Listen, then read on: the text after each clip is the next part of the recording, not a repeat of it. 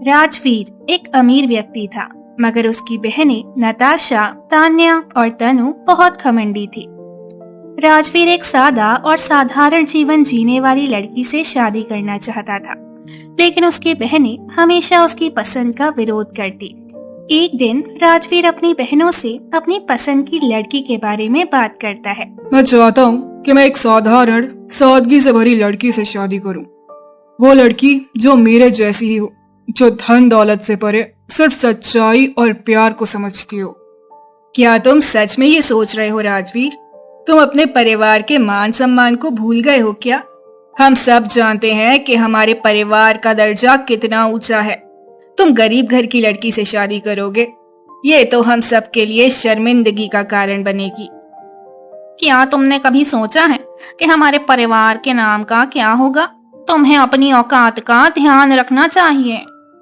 तुम्हारी यही इच्छा है तो बिल्कुल बेईमानी है भाई।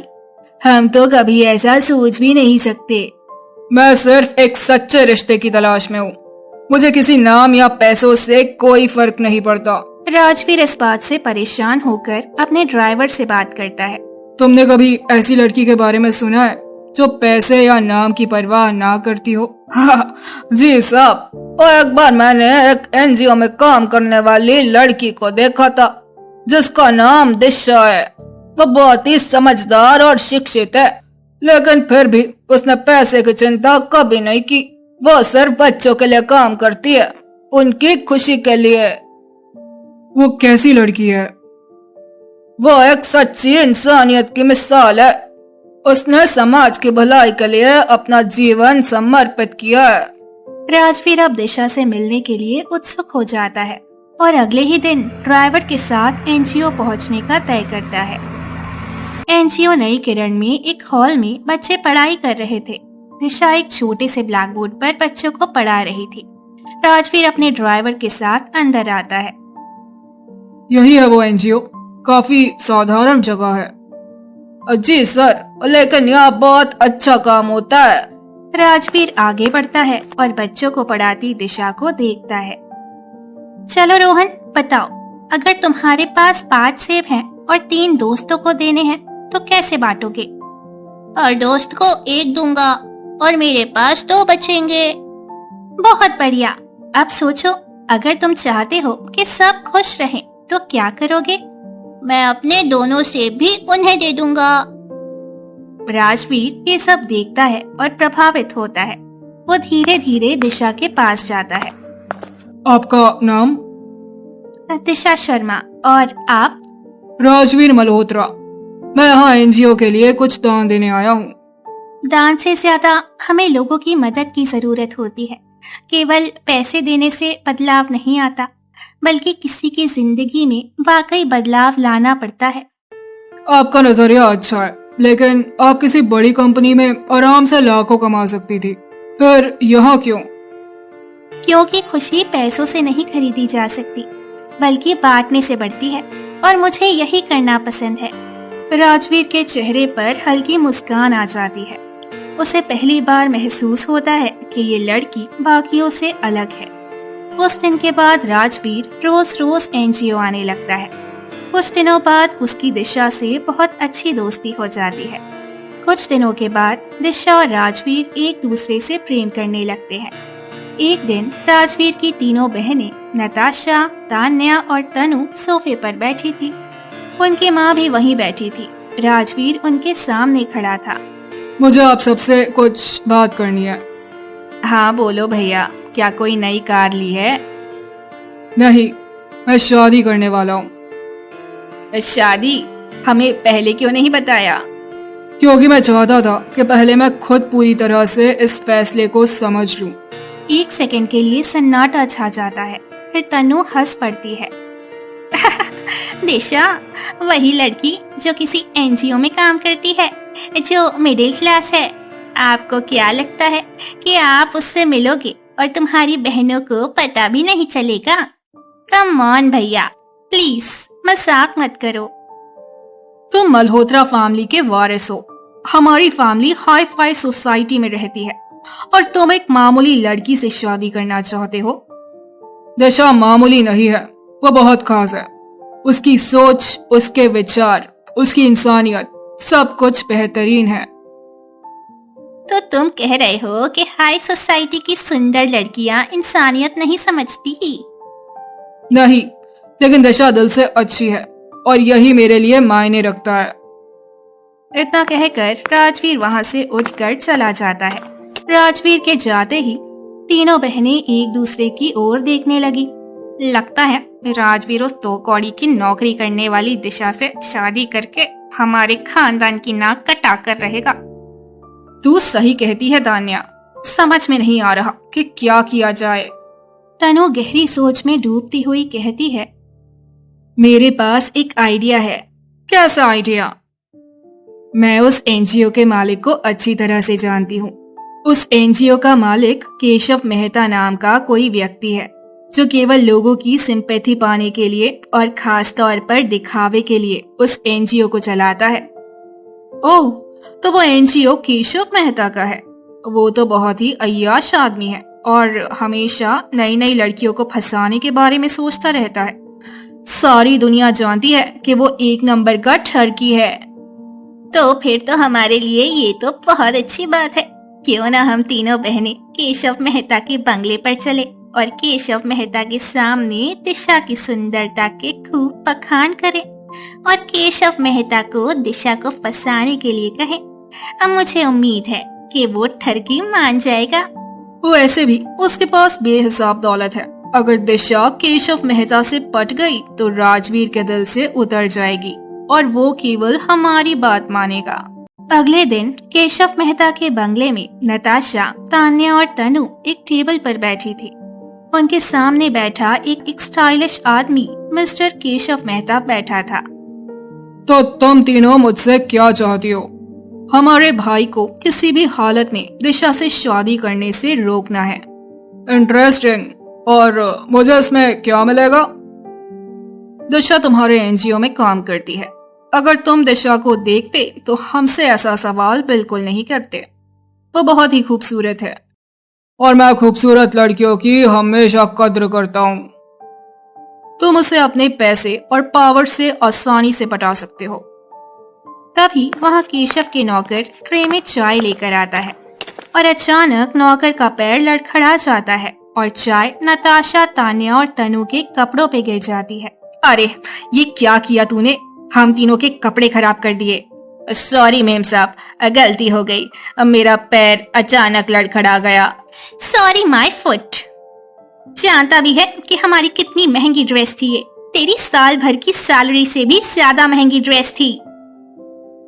ये देखकर केशव मेहता गुस्से से अपने नौकर से बोलता है, कितने बार कहा है कि देख कर चला कर। इतना कहकर केशव मेहता उन तीनों बहनों की ओर देखकर बोला, अपने नौकर की तरफ से मैं तुम्हें सॉरी बोलता हूँ, लेकिन तुम तीनों टेंशन मत लो। तुम तीनों मेरे बंगले के बाथरूम यूज कर सकती हो। तुम तीनों वहां पर जाकर चेंज कर लो। थैंक यू मिस्टर केशव, वरना मुझे तो लगा था कि चाय के लगे हुए दाग वाले कपड़े पहनकर ही हमें घर जाना पड़ेगा। इतना बोलकर तीनों बहनें बाथरूम में चेंज करने के लिए चली जाती है। अगले दिन दोपहर में बच्चों के साथ दिशा बैठी थी। तभी एक लग्जरी कार आकर रुकती है। केशव स्टाइलिश अंदाज में बाहर निकलता है और दिशा की तरफ बढ़ता है। हेलो मिस दिशा शर्मा। जी आप? मैं केशव मेहता, बिजनेस टाइकून। ये एनजीओ भी मेरा ही है। आपके नेक काम के बारे में सुना, बहुत अच्छा लगा। धन्यवाद। ये मेरी तरफ से एक छोटा सा गिफ्ट। सॉरी, लेकिन मैं ये नहीं ले सकती। इंटरेस्टिंग। लेकिन अगर मैं ये कहूँ कि मैं आपकी जिंदगी बदल सकता हूँ, बड़े बड़े बंगले, गाड़ियाँ और ऐशो आराम। मुझे इन चीजों की जरूरत नहीं। मुझे प्यार और इज्जत चाहिए और वो मुझे राजवीर से मिलती है। केशव की आंखों में एक झटका सा लगता है। वो समझ जाता है कि दिशा उसकी चाल में नहीं फंसेगी। वो मजबूरन पीछे हट जाता है। राजवीर की तीनों बहनें ड्राइंग रूम में बैठी थी। केशव वहां आता है और एक सोफे पर बैठ जाता है। क्या हुआ? तुम्हारी चाल कामयाब क्यों नहीं हुई? क्योंकि तुम्हारी भाई की मंगेतर बेवकूफ नहीं है। उसने मेरे सारे ऑफर ठुकरा दिए। दिशा को हराना आसान नहीं है, और अगर तुमने उसे हटाने की कोशिश की तो उल्टा तुम्हारे भाई की नजरों में गिर जाओगी। ये कहकर केशव वहां से चला जाता है। कुछ दिनों बाद राजवीर और दिशा अग्नि के साथ फेरे ले रहे थे। मैं वादा करता हूँ, मैं हमेशा तुम्हारा साथ दूंगा। और मैं वादा करती हूँ, मैं हमेशा तुम्हारे साथ खड़ी रहूंगी। शादी के कुछ दिन बाद आलीशान हॉल में राजवीर की बहनें बैठी थी। दिशा अपने घर के कामों में व्यस्त थी और तभी तीनों बहनों की नजर उस पर पड़ती है। देखो जरा, हमारी भाभी कितनी सिंपल है। लगता है जैसे किसी छोटे से गांव से सीधे यहाँ आ गई हो। अरे भाभी, कोई ब्रांडेड कपड़े क्यों नहीं पहनती? कहीं ऐसा तो नहीं कि तुम्हारी मिडिल क्लास सोच तुम्हें महंगे कपड़ों से डराती हो? और भाभी, हाई फाई पार्टी में जाने का कोई इरादा है या सिर्फ घर के कामों में ही उलझी रहोगी? दिशा उनकी बातों को शांति से सुनती है और हल्की मुस्कान के साथ जवाब देती है। असली खूबसूरती कपड़ों से नहीं, दिल से होती है। और जहाँ तक पार्टी की बात है, मुझे दिखावे से ज्यादा अपने रिश्तों की सच्चाई पर यकीन है। वाह, देखो तो जरा, भाभी अब हमें ज्ञान दे रही है। शायद इन्हें लगता है कि सादगी से इंसान ग्रैंड दिख सकता है। लेकिन सच तो ये है कि रूप, रुतबा और पैसा ही दुनिया को झुकाने की ताकत रखते हैं। दिशा कोई जवाब नहीं देती, बस मुस्कुरा देती है। तीनों बहनें उसे घूर कर देखती है और आगे बढ़ जाती है। कुछ दिन बाद बूढ़ा बिजनेसमैन केशव तीनों बहनों को अपने ऑफिस बुलाता है। केशव अपनी रईसी भरे अंदाज में काउच पर बैठा था। टेबल पर कुछ फोटोज और वीडियोस रखे थे। मिस मल्होत्रास, मेरा मतलब है अब मिस नहीं, तुम तीनों जल्दी ही मिसेस बनने वाली हो। तुम कहना क्या चाहते हो? बात बिल्कुल सिंपल है डार्लिंग। या तो तुम तीनों मुझसे शादी कर लो, या फिर ये तस्वीरें और वीडियोस जो मैंने तुम तीनों बहनों के नहाते वक्त अपने आदमी से बनवाए थे, कल सुबह हर मीडिया चैनल और सोशल साइट्स पर वायरल कर दूंगा। तीनों बहनों के चेहरे से खून उतर जाता है। वे एक दूसरे को घबराई हुई नजरों से देखती हैं।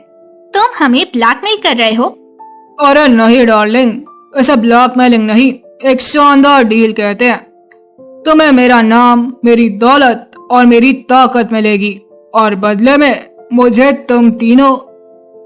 हमारी मजबूरी का फायदा मत उठाओ। ओ बेबी, ये दुनिया ऐसी है, यहाँ कमजोरों की कोई जगह नहीं। तीनों बहनें पूरी तरह फंस चुकी थी। उनके पास कोई रास्ता नहीं था।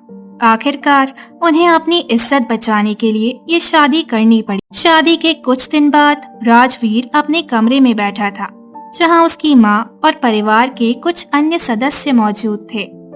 मेरी बहनों को पैसों की कमी थी क्या? मैंने सोचा नहीं था कि वो तीनों इतनी गिर जाएंगी कि उस बूढ़े आदमी के साथ अपनी जिंदगी बिताने को तैयार हो जाएंगी। तभी दिशा कमरे में आती है। शायद हमें सच्चाई पता करनी चाहिए। और क्या बचा है जानने को? मेरे लिए मेरी तीनों बहनें मर चुकी हैं।